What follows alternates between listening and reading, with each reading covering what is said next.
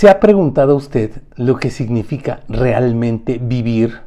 Podemos buscar el significado de la palabra vivir en el diccionario, pero obviamente no me refiero a eso. ¿Qué es vivir en realidad? ¿Qué significa disfrutar la vida? Creo que todos tenemos de parte de Dios la gracia de poder disfrutar la vida, pero vamos a través de la carta de Pablo a los Romanos en el capítulo 14 del 7 al 16 a entender algunas de las claves para vivir la vida de acuerdo a la palabra de Dios. Versículo 7. Porque ninguno de nosotros vive para sí mismo, ni tampoco muere para sí. Si vivimos, para el Señor vivimos, y si morimos, para el Señor morimos. Así pues, sea que vivamos o que muramos, del Señor somos. Para esto murió Cristo y volvió a vivir, para ser Señor tanto de los que han muerto como de los que aún viven. ¿Tú entonces por qué juzgas a tu hermano? ¿O tú por qué lo menosprecias? Todos tendremos que comparecer ante el tribunal de Dios. Está escrito: tan cierto como que yo vivo, dice el Señor, ante mí se doblará toda rodilla y toda lengua confesará a Dios. Así que cada uno de nosotros tendrá que dar cuentas de sí a Dios. Por tanto, dejemos de juzgarnos unos a otros, más bien propónganse no ser tropiezos ni obstáculos al hermano. Yo, de mi parte, estoy plenamente convencido en el Señor Jesús de que no hay nada impuro en sí mismo. Si algo es impuro, lo es solamente para quien así lo considera. Ahora bien, si tu hermano se angustia por causa de lo que comes, ya no te comportas con amor. No destruyas por causa de la comida al hermano por quien Cristo murió.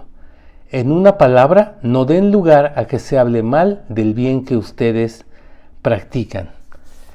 El pasaje en estos versículos sigue refiriéndose a algo que ya habíamos comentado en este estudio sobre estas diferencias y sobre todo estas discusiones sobre si era bueno comer todo tipo de alimento o no, de acuerdo a las diferencias entre la cultura y la religión de los judíos antes de esto es los que no conocían a Cristo, y la predicación de la palabra a los gentiles que se convertían a Cristo. Y sobre este tema inicia lo que estamos leyendo el día de hoy con esta idea. Vivir para uno mismo no es una buena idea. Probablemente nos dé una satisfacción inmediata, pero una satisfacción inmediata por definición puede ser algo engañoso y sobre todo puede ser algo que no dure mucho tiempo.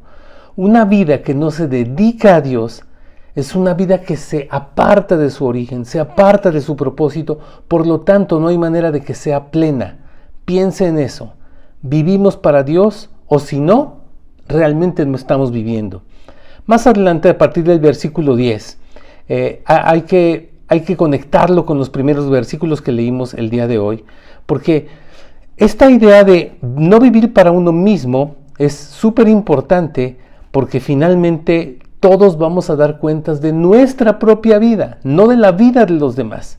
Esto es, si yo no vivo para mí, sino vivo para Dios, a lo mejor eso me ayuda, y seguramente me ayuda más bien, a no estar poniendo mi mirada en lo que hacen otros para estarlo criticando.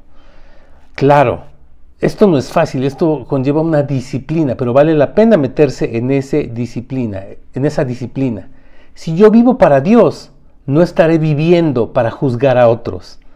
Grave error cuando nosotros simplemente juzgamos a otros, porque juzgar a otros es un síntoma de que estamos tratando de vivir para nosotros mismos. Esto es, critico al de junto pensando que eso demuestra que yo soy mejor que el de junto, o soy más espiritual, o soy menos religioso, o él es más carnal que yo. Esto es, estoy viviendo para mí.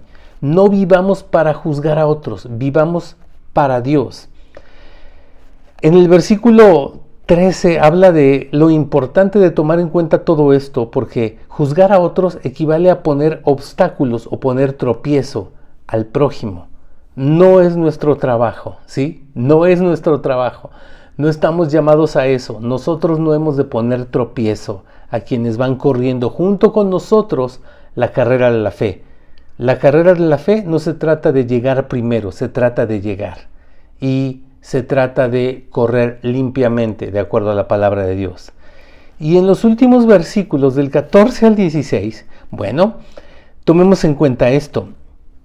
Si lo que yo hago, aunque lo haga con convicción, aunque lo haga con una conciencia limpia y tranquila, si yo lo hago, pero es ofensivo para otros, conviene tener sabiduría y madurez. ¿Para qué? Para no afectar a otros. Vivir para Dios y no para mí mismo incluye tener esto en mente.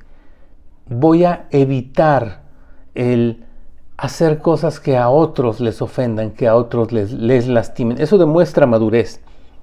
Y por último, podemos comprender que todo esto ayuda a que nadie hable mal de lo que practicamos, de lo que creemos. Si bien no vivimos para los demás, el tener un buen testimonio, tanto con los otros creyentes como con otras personas, bueno, eso es algo necesario, es importantísimo. Y finalmente, creo que si pensamos en el título de la reflexión de hoy, que es vivir para Dios, no vivir para mí, practicando todo esto, eso es vivir, es a lo que Dios nos ha llamado, una vida que honre a Dios, no que busque honrarse a uno mismo. Permítame orar. Señor, agradecemos una vez más tu palabra y agradecemos cada principio que podemos aprender. Te pido en el nombre de Jesús que este día, que este tiempo sea un tiempo especial para reflexionar, para poner atención, Señor, en lo que hacemos, en cómo lo hacemos, en nuestras motivaciones. Ayúdanos, Señor, en el nombre de Jesús. Amén. Que tenga un excelente día.